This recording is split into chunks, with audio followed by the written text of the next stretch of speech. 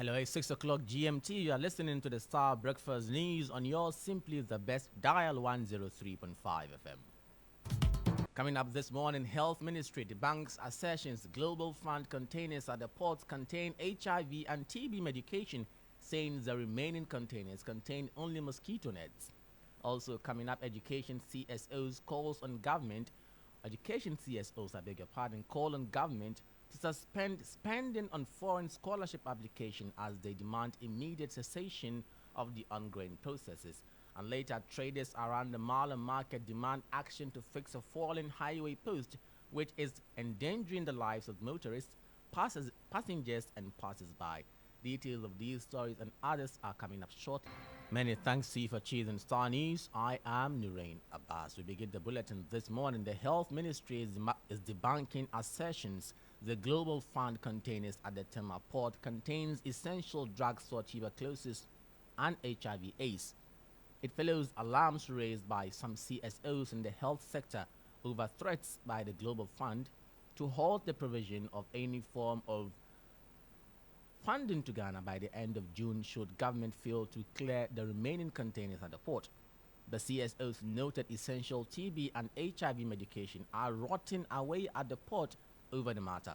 But PRO for the Health Ministry, Isaac Ofai, tells Star News the containers contain only mosquito nets and not essential drugs as claimed by the CSOs. Let's give ourselves within next week, exactly a week today, so we'll be able to come out to tell the people of Ghana what we have done so far about the containers at the port. We also want to put it on record that we have mosquito nets and we don't have anything like HIV drugs or TB drugs. But we don't consider that the conditions or the types of drugs that we have. One is something that has been given to the people of Ghana. We are working towards making it out and then putting it into good use. So for clarity's sake, we don't have any HIV commodity locked up at the port that we've not cleared. We don't have any TB drugs locked up at the port that we've not cleared. All those ones were cleared somewhere last April also. You had the PRO for the Health Ministry, Isaac Ofai, but lead convener of the coalition of CSOs in HIV and AIDS, tuberculosis and malaria, Ernest Orton, says the claims are false and an insult to Ghanaians. We were in Geneva together, and the Global Fund told us that they are very unhappy with these commodities at the port, and that if they are not cleared, they are going to stop funding Ghana. Why would I come and make up such a story and mention the names of these persons who are part of the delegation? Government should just clear the commodities. And we don't understand why the health ministry will be putting up a defense against something like this. Please, we should stop playing games. Let's just clear the containers.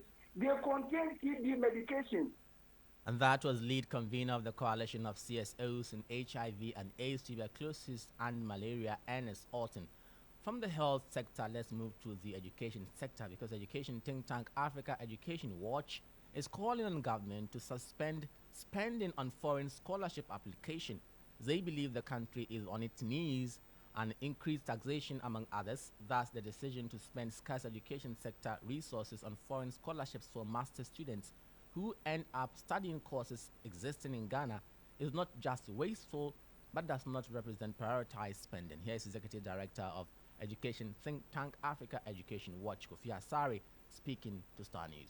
And that the bilateral scholarship is really managed by the scholarship. The bilateral arrangement where donors pay for the tuition fee. So and many of the scholarships that are run by the scholarship secretariat, which are by government that don't pay tuition fee, the bilateral arrangement government only pays for that. So there's a difference. So this is non-bilateral scholarship where Ghana government has to use the taxpayers pay for tuition fee, pay for living expenses. That is what, especially when the programs are run by local institutions. So if that. You had Kofi Asare, who is the Executive Director of Africa Education Watch. Now, still on education, the ministry has clarified that not all schools have received the tablets under the One Student, One Tablet policy, which was launched a few months ago.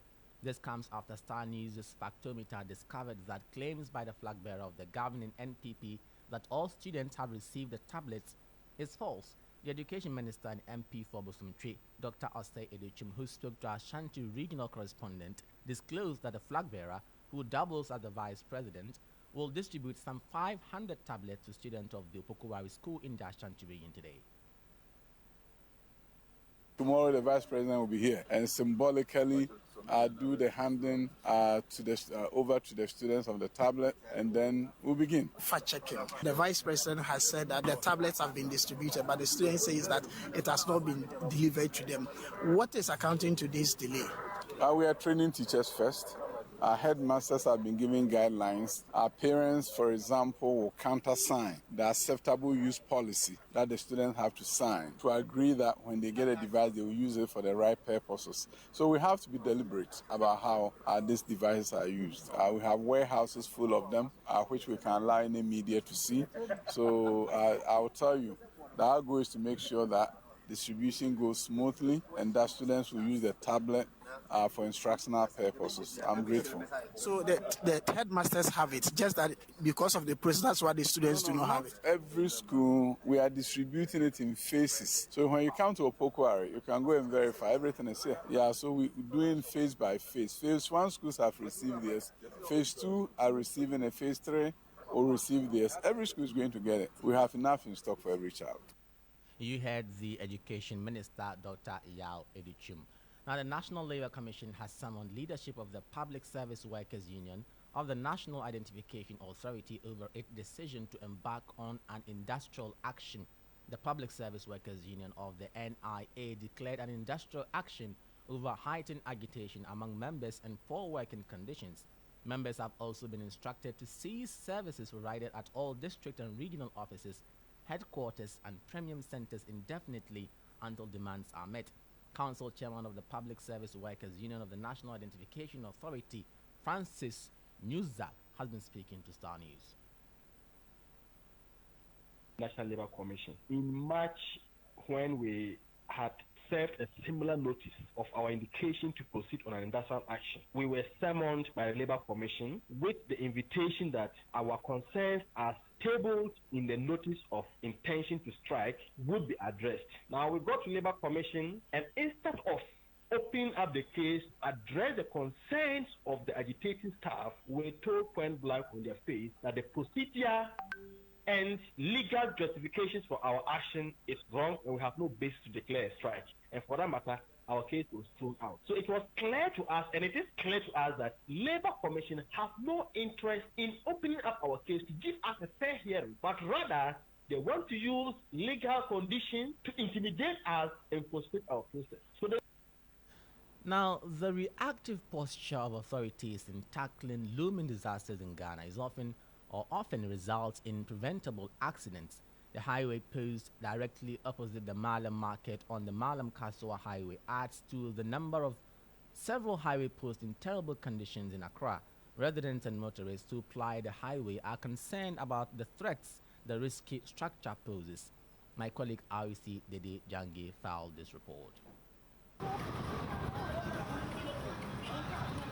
The highway post here at the bustling Mala Market in Yablinkuma North Municipality is a structure teetering on the brink of collapse, striking fear into the heart of traders and pedestrians here. Very scary. Anything can happen. Slight push will go down. Slight push will go down. And people are crossing. How you can see people are crossing, going up and down at the same place. Yenya happy wahasa. Yenya happy. Yes, bro. Yes, so you say, abaye for no crab, I can't yenya careful, and we know bottom will be any time. Obuso bottom, but I remember Tanahapa, maybe Hano Dagor. The current state of the highway post, according to a driver, is due to an accident that occurred over the weekend. The brake failed, so he was trying to climb the pavement. Suddenly hits this thing at my back. So that's one stop him to come into the opposite lane to cause more accidents. Accident in the city, police from one side and Baha. Because the next accident about say accident for bar we Traders doing business along the stretch are calling for immediate action to fix the highway post. And that was a report by my colleague REC Dede Jangi. Expect the extended version later on the midday news. Now, e-commerce and courier service company Glovo exited Ghana in May, citing profitability challenges. However, a team of students from the Kwame Nkrumah University of Science and Technology have put their best foot forward to swim against the tide. Led by level 300 student Abass Abdul Latif, the innovation UziBox is on a course to rival global giants in the quick commerce industry. Colleague with Ultimate FM, Ivan Heathcote Fumado, has been interacting with the team.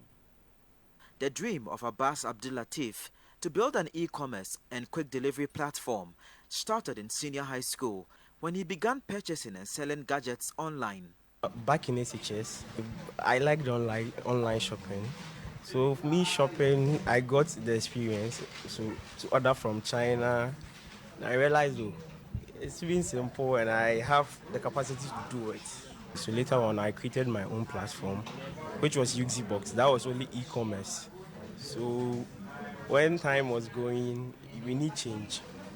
So we changed our models a little bit, and that's how you see UziBox. The innovation offers customers a convenient shopping platform for food, pharmaceuticals, grocery, e-commerce and courier services. Latif is possible. UziBox has what it takes to scale the profitability hurdles which drove global giants like Glovo out of the Ghanaian market. And that was a report by Ivan Heathcote Fumado of Ultimate FM. We'll bring you the extended version later this afternoon on the Midday News.